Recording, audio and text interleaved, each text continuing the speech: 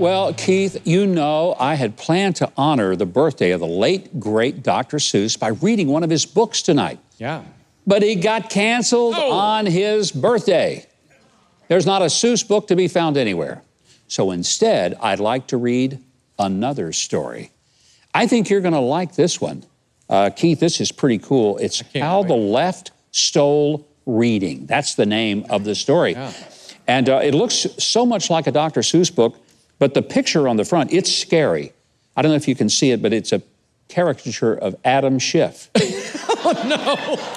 This story was actually written by Laura Ainsworth, who is one of our staff writers for the show, and she has done a beautiful job. So I'm going to read to you How the Left Stole Reading by Laura Ainsworth. You have our full attention. I bet you do. I bet I do. Can't wait.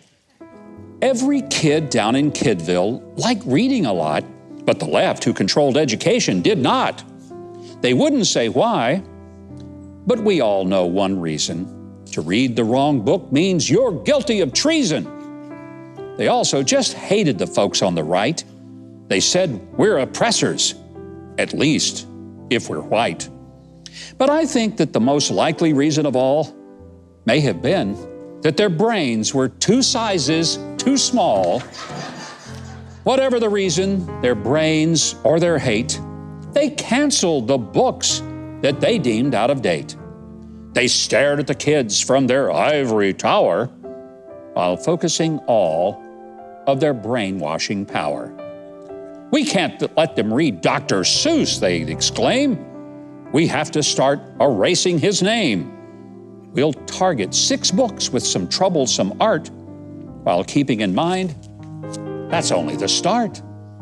Kids love Dr. Seuss, said the folks on the right. They knew they were facing a censorship fight.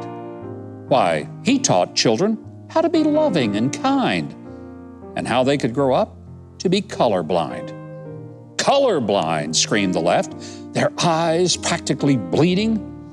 We must find a way to keep children from reading, to think, the unwokeness their minds could retain. Why, they're reading the Bible, they're reading Mark Twain. And old Dr. Seuss, he's the worst of the lot.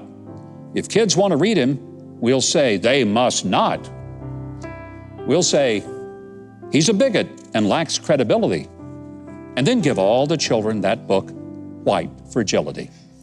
We'll find all the books that aren't focused on race, we'll gather them up, and we'll hide them someplace. We'll substitute books that reflect our obsession with transgender studies and racial oppression.